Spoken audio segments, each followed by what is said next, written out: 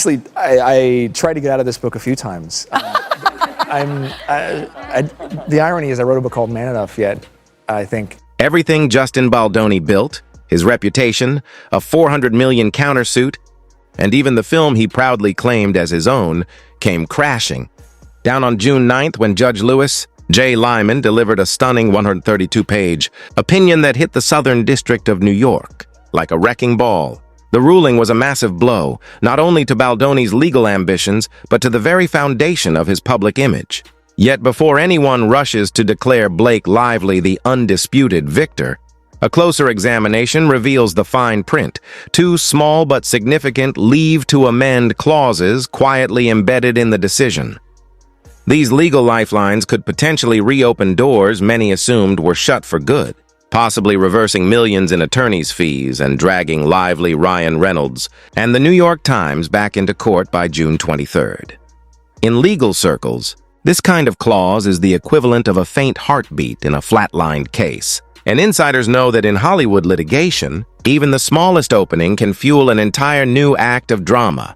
Baldoni's defamation counts may have been tossed out, but his remaining claims, asserting that the New York Times violated an implied promise and that Lively intentionally sabotaged his distribution deals, are still barely alive, flickering with just enough oxygen to hint at a sequel. Hollywood insiders are already whispering about alleged conflicts of interest involving the judge's filmmaker brother, brewing skirmishes over the release of Taylor Swift's text messages, and a potential fee-shifting bill so enormous it could bankroll an entire independent film trilogy. The courtroom tension is palpable and the stakes are higher than ever. Legal analysts are calling it a case that could reshape how Hollywood handles creative ownership and reputational disputes, while gossip columnists are treating it like the juiciest script of the year. But to understand how it got to this point, we have to rewind to early 2024, to the Manhattan set of It Ends With Us. What began as a highly anticipated collaboration between director-star Justin Baldoni and his leading lady Blake Lively quickly unraveled into chaos. Sources close to the production describe a set riddled with tension, long nights, heated creative disagreements, and whispered power struggles. Crew members remember late-night wardrobe standoffs, constant script rewrites, and budget overruns that left Sony executives furious. What should have been a celebration of artistic chemistry became a war of egos. By December 20th, 2024, the private feud had exploded into the public eye when Lively filed a formal sexual harassment complaint with California's Civil Rights Department and urged SAG-AFTRA to investigate. Her complaint painted a troubling picture, a production plagued by crude jokes, inappropriate comments, and physical interactions that she claimed crossed professional boundaries. Those allegations ignited a firestorm across Hollywood, sparking debates about workplace ethics, gender power dynamics, and accountability within the industry. Suddenly, the film wasn't just a romantic drama. It was the backdrop for a legal and cultural showdown that threatened to expose Hollywood's underbelly once again. The moment Blake Lively spoke up, Baldoni's response was swift and aggressive. First came denials through the press, then the counterattacks in court. He accused Lively of hijacking creative control of the film, sabotaging international distribution deals, and even making absurd demands like $5,000 designer shoes for her character, while costume teams scrambled to keep the production on track. In a sprawling 179-page draft complaint later filed in federal court, Baldoni portrayed himself as the victim of betrayal and manipulation, alleging that Lively had deliberately and systematically stolen the project he had nurtured since 2019. He described years of passion and personal investment, claiming he had poured his heart, reputation, and finances into bringing the story to life, only for it to be wrestled away in a swirl of politics and publicity. To some observers, it read like a desperate attempt to reclaim control of a sinking ship. To others, it was a fascinating window into how creative partnerships can implode under the weight of ego, fame, and the relentless spotlight of public scrutiny. Whatever the truth, one thing is certain: this story is far from over.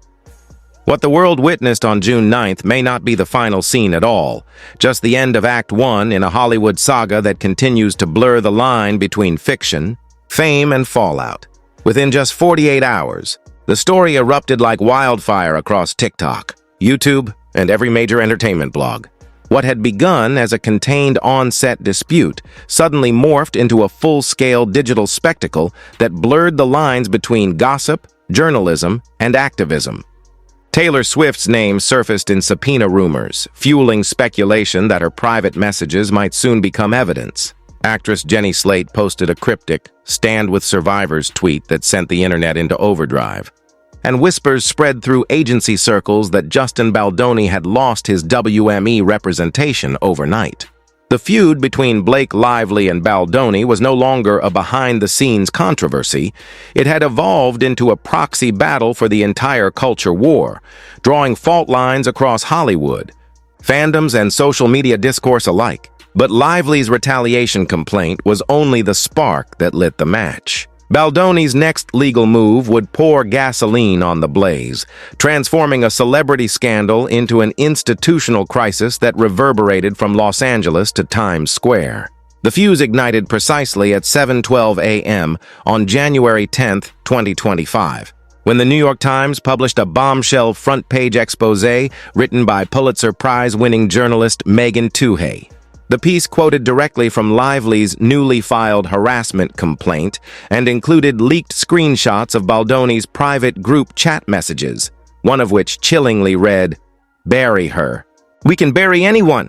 The article painted a damning portrait of a director consumed by vengeance and power, presiding over a film set that Lively described as a hostile frat house masquerading as a production. The internet detonated. Within hours, the hashtag #BelieveBlake dominated X, formerly Twitter, amassing over 2 million impressions before noon. TikTok creators, entertainment lawyers, and self-styled digital sleuths dissected the court filings in real time, turning legal analysis into viral theater. Studio insiders told Vulture that Sony's International Rights Division immediately froze all distribution discussions, not even waiting to open their inboxes. A European streaming platform allegedly emailed the studio within minutes, writing, "Legal risk too high. Pause negotiations." Even brands quietly affiliated with the project began scrubbing related posts from their socials. By late afternoon, Jenny Slate's tweet had surpassed 300,000 likes, and fan accounts were speculating about whether Taylor Swift had personally witnessed an on-set shouting match, a rumor that reignited speculation about pending subpoenas. Meanwhile, gossip blogs churned out a steady stream of updates, painting Baldoni as a pariah within the industry. The pressure on his camp was immediate and immense. As dusk fell, Baldoni's legal team retaliated with equal force. Veteran litigator Brian Friedman released a blistering statement denouncing the New York Times article as calculated clickbait, alleging that the paper had prematurely closed Baldoni's opportunity to respond by 3 hours and accusing it of orchestrating a narrative to destroy his client's reputation. That same night, Friedman made good on his warning. At 11:47 p.m., he filed a staggering $400 million defamation and interference lawsuit in the Southern District of New York, naming Blake Lively, Ryan Reynolds, the New York Times, and publicist Kelly Sloan as co-defendants. The complaint accused them of extortion, tortious interference, and what Baldoni's team called career-ending lies engineered for search engine dominance. Legal analysts called it one of the boldest celebrity lawsuits in recent memory, an audacious bid to turn the tide of public opinion through the courts. Yet instead of calming the storm, the filing only intensified it. Online, fans began remixing clips from Baldoni's 2019 TED Talk on redefining masculinity with sound bites from Lively's harassment claims, creating viral montages that branded him a hypocrite. The memes spread faster than his legal team could respond. Ryan Reynolds quietly limited comments on his Instagram posts, while PR powerhouse Sunshine Sachs was rumored to have offered crisis management retainers in the 7-figure range to whichever side signed first. By the weekend, the scandal had transcended Hollywood altogether.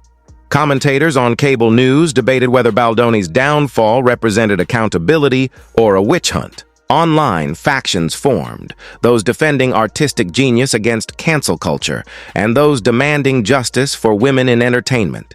What began as a production dispute had become a defining cultural flashpoint, and neither side seemed ready to back down. The court filings were just paperwork. The real trial was already happening in the court of public opinion, live-streamed and endlessly replayed for millions around the world. Even People magazine, long considered neutral territory in Hollywood disputes, broke its usual restraint and ran a headline describing Justin Baldoni as vengeful. That single word, placed beneath the glossy veneer of celebrity journalism, marked a turning point. By the time Los Angeles woke up to the headlines, the internet had already taken sides. Commentators on YouTube and TikTok framed the controversy as a moral battlefield, while media pundits dubbed it the new Depp-Heard proxy war, a reflection of how quickly a personal dispute had escalated into a global cultural spectacle. The hashtags, live-stream debates, and Reddit deep dives transformed a complex legal saga into a morality play where truth became secondary to virality. But beneath the chaos, a procedural time bomb was quietly ticking, one that Baldoni himself had armed. His lawsuit, sprawling and dramatic in its scope, was so overreaching that it practically invited the defense to respond with one of the most powerful weapons in modern media law, the anti-SLAPP statutes. These laws, in both New York and California, are designed to dismantle frivolous defamation suits filed to intimidate or silence public discourse. In his zeal to reclaim his reputation, Baldoni had crafted a complaint so ambitious that it inadvertently triggered the very mechanisms built to destroy it. And that's exactly what would happen. On January 16, 2025, at precisely 5:47 p.m., a 43-page amended complaint was logged into the Southern District of New York's clerk system. The staggering $400 million headline figure wasn't chosen for legal precision. It was engineered for media impact, a number designed to dominate front pages, trending tabs, and algorithmic feeds. And it worked spectacularly. Within hours, the case had overtaken every entertainment platform, eclipsing even award-season chatter. The lawsuit named 4 high-profile defendants: Blake Lively, Ryan Reynolds, The New York Times, and public relations strategist Kelly Sloan. Baldoni's accusations were as sweeping as they were theatrical. He alleged defamation, civil extortion, tortious interference, and the systematic sabotage of his motion picture enterprise. 3 separate counts claimed that Lively and Reynolds had weaponized their celebrity influence to frighten off international distributors, allegedly costing him 8-figure commitments from European and Asian streaming platforms. Another count asserted that the New York Times violated an implied agreement by publishing before a promised noon rebuttal deadline, an act Baldoni's camp characterized as a betrayal of journalistic ethics. The complaint read less like a legal filing and more like a screenplay for a courtroom thriller, dense with dramatic language and cinematic flourishes.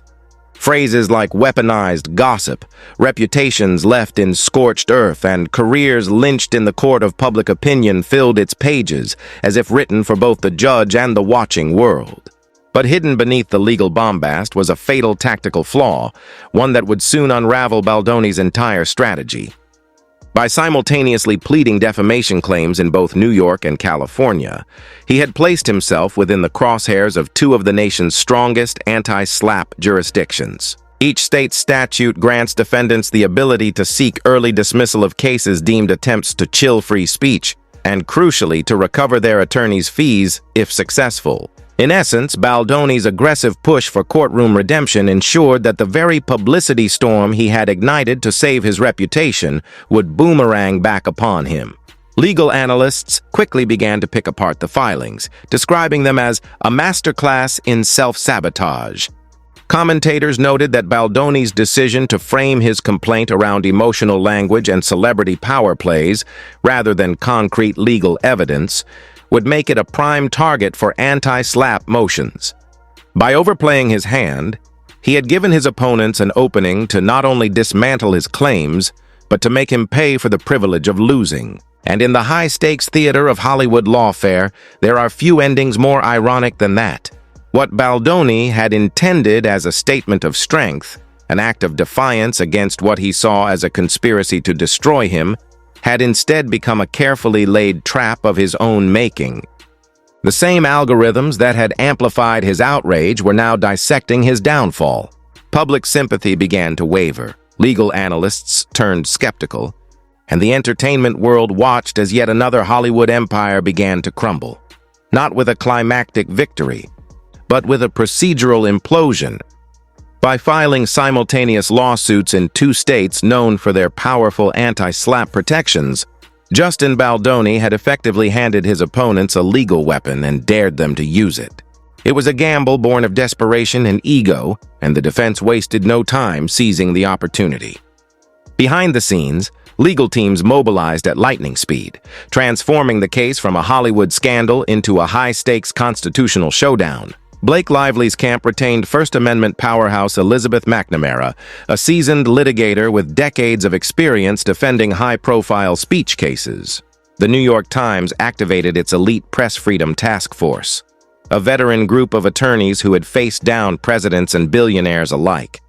Meanwhile, Ryan Reynolds, understanding the magnitude of what was coming, reportedly bankrolled a crisis litigation fund rumored to exceed 7 figures before the first hearing date was even set. Insiders whispered that Baldoni would need at least $3 million in legal fees just to survive the opening motions. The sheer cost alone was staggering, but for one electrifying week, the spectacle surrounding his $400 million claim seemed to sway the tide of online opinion.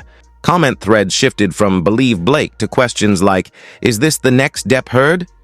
YouTube commentary channels capitalized on the frenzy, splicing Baldoni's 2019 TED Talk on masculinity alongside screenshots of his own complaint, turning legal documents into viral content and generating millions of views and ad dollars in the process. For a brief moment, it seemed like the court of public opinion might tilt back in his favor. But social media hype cannot override statutory law. When Judge Louis J. Lyman issued his first scheduling order, he set an expedited briefing timeline that all but guaranteed an anti-SLAPP takedown within 5 months. The stage was set for what legal analysts would later describe as a procedural buzzsaw, a mechanism built to shred overblown defamation suits into dust before they ever reached trial. At exactly 9:03 a.m. Eastern Daylight Time on June 9, 2025, the alert from Pacer hit reporters' phones. 4 minutes later, the first tweet broke. All defamation claims tossed. By 9:10, every major entertainment outlet was running with the same opening line from Judge Lyman's devastating 132-page order. The motions to dismiss are granted in substantial part. It was over. Spectacularly, publicly, and with surgical precision. Lyman's reasoning was grounded in the very principles Baldoni had underestimated. The anti-SLAPP statutes, New York's 2020 upgrade and California's 1992 version with its 2009 amendments, were designed specifically to protect speech on matters of public concern from being weaponized through litigation. Once a defendant demonstrates that their statements addressed an issue of public interest and were potentially privileged, the burden flips entirely. The plaintiff must produce trial-ready evidence before discovery even begins. If they fail, the case dies instantly, and the plaintiff must pay the defendant's legal fees. That's exactly what happened. Lyman found that Lively's statements were fully protected under the law. First, Baldoni was indisputably a public figure, and Lively's harassment complaint had been filed with a government agency, then discussed by major media outlets, a textbook example of speech on a matter of public concern. Second, there was no plausible evidence of actual malice, the critical threshold for defamation. Nothing in the record suggested Lively had knowingly made false statements or acted with reckless disregard for the truth. Third, much of what Baldoni cited as defamatory appeared in legal filings themselves, communications shielded by litigation privilege, a doctrine that grants absolute protection to statements made in the course of judicial proceedings. In short, the First Amendment had rendered Lively's speech virtually bulletproof. The result was devastating for Baldoni. Judge Lyman struck all defamation and civil extortion claims with prejudice, ensuring they could never be refiled in that court. His emotional distress claim, already on life support after Lively declined to release her therapy notes, flatlined completely. What had once been a $400 million legal spectacle was now a hollow shell, dismantled by the very statutes designed to defend free expression. By the afternoon, the verdict was trending under "Say Lyman drops the hammer," and the entertainment world watched in awe as Baldoni's case imploded. The man who had tried to weaponize the courts to reclaim his reputation had instead written the final chapter of his own undoing, a cautionary tale about ego, power, and the immutable force of the law in the digital age. Judge Louis J. Lyman's opinion, already being dissected line by line by journalists and law students alike, left little ambiguity about the fate of Justin Baldoni's once massive legal offensive. Lyman ruled that several of Baldoni's remaining claims were duplicative of previously dismissed torts and therefore tossed them permanently. Any allegations of interference tied to public statements were swept aside under the same unforgiving blade of the anti-SLAPP statutes. The judge also dismissed Baldoni's staggering $400 million punitive damages demand, calling it speculative hyperbole and striking it from the record as legally insufficient. In just a few sentences, the court had dismantled the most sensational aspects of Baldoni's lawsuit, reducing what had once been a sprawling Hollywood showdown into a narrow procedural skirmish. But buried deep within the ruling, on page 118 of the 132-page opinion, was a small clause that would soon become infamous.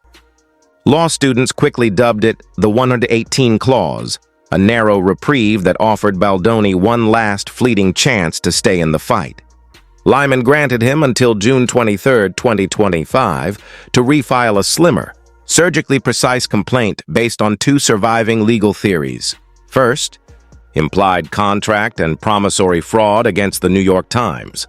And second, tortious interference against Blake Lively and Ryan Reynolds. The first claim alleged that Pulitzer-winning reporter Megan Tuhey had promised Baldoni's team until noon to provide a rebuttal before publication, but instead released the expose at sunrise, an act that allegedly cost him millions in goodwill and business relationships. The second claim accused Lively and Reynolds of making off-the-record phone calls that purportedly scared off Apple TV Plus and Sony's international sales arm, causing the collapse of lucrative eight-figure distribution deals. While these theories kept a faint pulse in Baldoni's case, Judge Lyman was explicit. Any amended complaint would need to allege concrete factual causation, not speculation or narrative flair, or face permanent dismissal with prejudice. Seasoned litigators immediately recognized the warning for what it was. Baldoni's final chance before the courthouse doors slammed shut for good. Because both New York and California's anti-SLAPP statutes include fee-shifting provisions, the tables had turned dramatically. Blake Lively, Ryan Reynolds, the New York Times, and their legal teams were now entitled to recover every cent spent dismantling Baldoni's case. Entertainment lawyers speaking to Variety estimated that the total could exceed $7 million. Factoring in high-profile counsel, discovery holds, and coordinated PR defense strategies. One law firm partner even quipped, the opinion didn't just nuke a lawsuit, it bought Blake a new Greenwich estate. The court had yet to set a fee hearing date, but motions were expected within 30 days, ironically aligning perfectly with Baldoni's amendment deadline. Should his revised claims fail, legal fees would balloon further through appeal, potentially stretching the battle another 12 to 18 months and burning through millions more in costs. And because no viral saga ends without a conspiracy angle, social media quickly supplied one. Within hours of the ruling, Twitter, now rebranded as X, erupted with posts alleging that Judge Lyman's filmmaker brother had professional ties to Ryan Reynolds' production company. The hashtag #DurBiasGate surged past 20,000 retweets in a single hour, with Baldoni's supporters calling for recusal. But court records swiftly debunked the theory. No direct connection existed, and ethics experts confirmed that such distant familial overlaps rarely warrant judicial disqualification. First Amendment scholars, meanwhile, dismissed the uproar entirely, noting that New York's anti-SLAPP framework is so defendant-friendly that even a rookie judge could have applied it the same way. The bottom line was clear.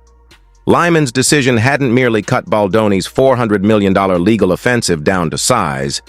It had sliced it into two fragile threads, each hanging by a procedural lifeline. What began as a star-powered crusade to reclaim a reputation had been reduced to a technical uphill battle over contract timing and phone call rumors. In the court of law, Baldoni had been defanged. In the court of public opinion, he was bleeding credibility by the day. What remained was not a war, but an echo, one that proved even the brightest spotlight in Hollywood cannot outshine the cold. Precision of the law, the ruling positioned what many in the legal press have called a financial guillotine over Justin Baldoni and his entire legal team. Judge Lyman's order made it clear that if Baldoni failed to submit airtight, factually supported amendments by June 23, 2025, Blake Lively's attorneys would be entitled to pursue sanctions. The result could flip the narrative entirely. The actress once accused of sabotage might not only walk away cleared of wrongdoing but actually compensated, a rare reversal in a Hollywood scandal that had begun as a reputational war. When the gavel finally fell, the shockwave rippled through Hollywood within minutes, leaving agents, studios, and publicists scrambling to distance themselves. The fallout for Baldoni was immediate and devastating. His professional relationships evaporated almost overnight. By the afternoon following the New York Times expose on December 21, 2024, William Morris Endeavor had quietly dropped him from its client roster. What followed was an exodus of support that left Baldoni isolated and reeling. Within days, organizations that had once celebrated him were suddenly rescinding awards and endorsements. The nonprofit Voices of Solidarity, which had honored him months earlier for his advocacy work, removed his name from its website. Even his co-host, Liz Plank, resigned from their podcast Man Enough, stating publicly that the brand's message no longer aligned with accountability or integrity. Inside the studios, the shift was just as dramatic. Sony Pictures, once a cautious backer of Baldoni's projects, publicly threw its support behind Blake Lively, granting her final cut authority over It Ends With Us by February 2025. The announcement sent a clear signal to international buyers. The film's creative control belonged solely to Lively. In the following weeks, international sales calls were postponed indefinitely, and industry insiders reported that at least one major European streaming platform diverted its budget to another film entirely, citing reputational risk. Meanwhile, the anti-SLAPP statute's fee-shifting provisions meant that a financial countdown had already begun. Within 48 hours of Lyman's ruling, Lively and Ryan Reynolds' attorneys filed motions to recover their legal costs, a move some analysts described as a textbook Rule 11 scorched earth play. Legal publication TechTree predicted that the final petitions could exceed 7 figures, while Jezebel noted that under California's trouble damages clause for harassment-related speech, any sanctions could triple Baldoni's financial exposure. Each hour that passed added to a mounting legal bill that threatened to consume his remaining resources. Amid the chaos, one of the case's most sensational subplots, the emotional distress claim Blake Lively had initially filed, quietly vanished. On June 3rd, Judge Lyman struck the count from the docket after Lively's attorneys refused to turn over her therapy notes for discovery. Yet in the court of public opinion, Lively won a symbolic victory just days later. On June 5th, she arrived at Chanel's Tribeca Artists' dinner in a flawless all-white gown. Beaming for cameras the very evening Baldoni's lawsuit was officially dismissed. The paparazzi photos told the story before her legal team could. She appeared radiant, composed and untouchable, an image of triumph and resilience. For Baldoni, the contrast couldn't have been starker. With his agency gone, distributors cautious, and industry goodwill evaporating, Baldoni was left with little more than his fading social media presence. Leaked internal memos from his production company, Wayfarer Studios, hinted at budget cuts across 2 in-development projects as executives quietly assessed their exposure and future viability. The once rising filmmaker who had built his brand on empathy and emotional transparency now faced a career defined by caution, silence, and uncertainty. Every eye in Hollywood turned toward June 23, 2025, the court-imposed deadline that would determine whether Baldoni could keep his remaining claims alive or face total collapse. His path forward was narrow, steep, and fraught with risk. To survive, Baldoni would need to revive two fragile claims: the alleged breach of implied contract with the New York Times and the supposed tortious interference by Lively and Reynolds. The first centered on reporter Megan Twohey, whom Baldoni claims promised him until noon on January 10, 2025, to provide a rebuttal before publication, but instead ran the article at sunrise, cutting off his chance to respond in real time. Yet this claim faces formidable barriers. Journalists enjoy broad First Amendment protections, and courts are reluctant to probe newsroom processes. Lawyers anticipate that the Times will immediately move to quash subpoenas seeking access to Twohey's drafts, Slack logs, and metadata, arguing such discovery would violate both press freedom and editorial privilege. The second claim, alleging that Lively and Reynolds privately warned Apple TV Plus and Sony's international sales divisions about pending lawsuits, will be even harder to prove. For Baldoni to prevail, he must show not only that these communications occurred, but that they directly caused the loss of a near-certain contract, a burden that most entertainment law experts view as nearly impossible. Mere negotiations or tentative interest won't suffice, nor will vague claims of wrongful interference. Speech tied to litigation or reputation defense is explicitly protected under anti-SLAPP law, meaning one weak pleading could trigger another devastating wave of fee recovery. In essence, Judge Lyman's ruling left Baldoni standing on a legal cliff's edge. Two slender threads, one of alleged broken promises and one of whispered warnings, now hold the weight of his career, reputation, and fortune. If his amended complaint fails, the looming fee petition could fall like a second wrecking ball, erasing not only his claims but his credibility in the process. For Blake Lively, the storm that once threatened to engulf her has transformed into a victory lap. For Justin Baldoni, however, the countdown to June 23rd is not just a deadline, it's a verdict waiting to happen. The outcome of Judge Lyman's ruling left Justin Baldoni standing at the edge of a legal and financial cliff, facing an unforgiving countdown to June 23, 2025. The only way forward would be to produce amendments so airtight that even the most seasoned defense teams couldn't pierce them. But for causation to hold, Baldoni needed to prove a clear, unbroken line between Blake Lively's alleged off-record warning and a concrete, canceled contract. Insiders, however, suggested that Apple's discussions never progressed beyond a term sheet draft, rendering that element 1 dangerously unstable. Meanwhile, Sony's February decision to publicly back Lively would almost certainly be framed by defense counsel as a matter of business judgment, not coercion. With his case teetering, Lyman's hard, non-negotiable deadline left no room for error: file airtight amendments or watch the claims die with prejudice.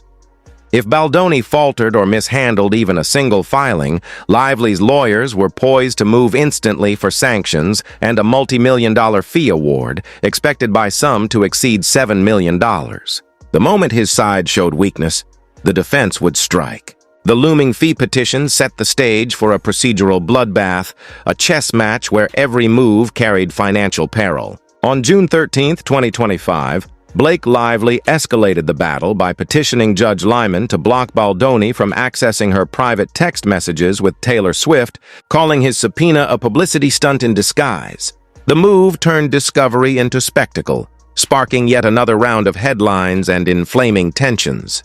Ryan Reynolds' legal team, meanwhile, began drafting their own fee petitions, leveraging California's anti-SLAPP enhancements, which could triple Baldoni's liability for any claim deemed harassment-related. Behind closed doors, leaks from Wayfarer Studios hinted that Baldoni might pivot from filmmaker to subject, exploring a behind-the-scenes docuseries chronicling the lawsuit itself, an idea insiders said blurred the line between legal defense and PR warfare. His critics called it evidence that the case had always been more performance than pursuit of justice. As one entertainment lawyer told